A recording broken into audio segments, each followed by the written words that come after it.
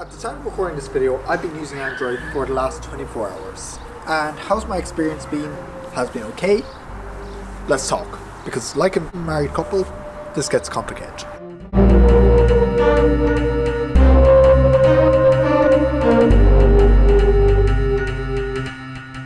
Alright, so this phone, absolute dog crap. Don't buy it. Whereas Android on the other hand, Android's okay. Let me explain. Alright, Android. After using it for 24 hours, what do I think of it? I think it's okay. Okay, I'll admit, I'm holding on to my iPhone 10 as sentiment piece. I cannot use it, however it's nice that I keep around. Hopefully someday it'll start working again. This, on the other hand, Android, I am really thoroughly enjoying Android. Now, it's been an experience relearning Android because that's what I've had to do. It's not been smooth sailing. I have had to retrain myself to not rely so much on the Apple Watch. Even though I can use it, I can't actually get my calls and texts on it unless I use FaceTime audio on iMessage, which is possible using this, and I can track my health. This, on the other hand, it's okay. There's a wider selection of apps on Android. All the apps I used to use on my iPhone, they're all very functional on Android, and I don't use a lot. I have my home screen set up. It's pretty nice that you can move apps anywhere on the home screen. I'll give it that. I can still use my Apple Music subscription, even though I can't use the hi-fi feature or the spatial audio feature now. That's not to Android. I'd have to get an iPhone for that. Kind of annoying. Then there's also the fact that Android updates are non-existent. This is an Android 6 Nougat, and in general, HTC's OS, it's not bloated, it's fairly easy to use, and to be honest, it's closest thing to stock you're going to get nowadays on an Android phone. The build is, I'm going into the review here, but the build is pretty okay. The way you unlock the phone, the fact that you can just tap your hand on the fingerprint sensor, that's a standard feature across all Android phones, is pretty nice. The fact that I just have to swipe down from the middle of the phone to get to the control center and the notification pane is pretty nice.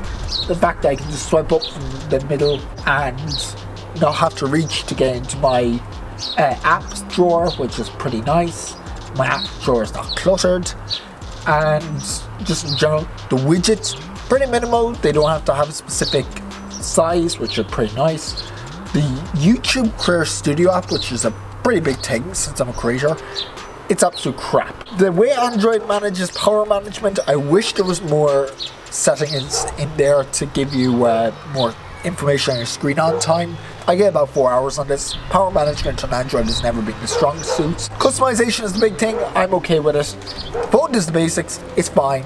Relearning Androids, it's been difficult, I'll admit, because there's so many times when I'm using an app, I just want to swipe up to go home. And at least there's a home button virtually. Now, I know there's an option to hide these, but some apps, they just still have the bar there. Why do I have to have a virtual home button and a regular home button here with a Touch ID sensor?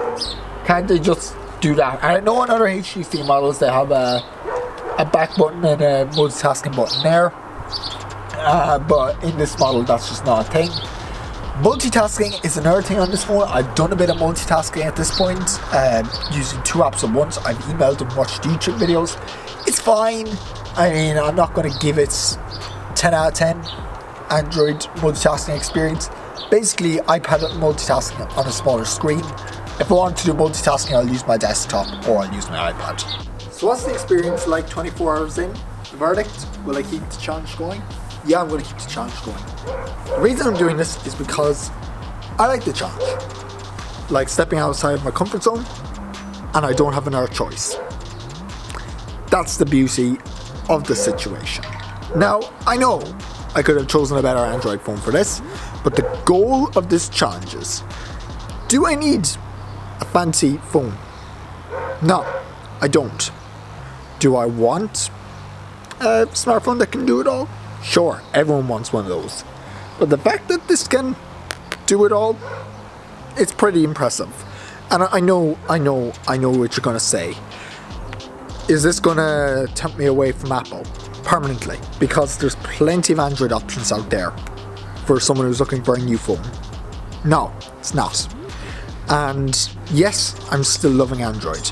Yes, I'm going to keep the challenge going. I'm hoping to keep it going for the whole summer. But that's just my updated thoughts on the Android challenge. I'm learning how to get things done. I haven't actually used Android since 2015.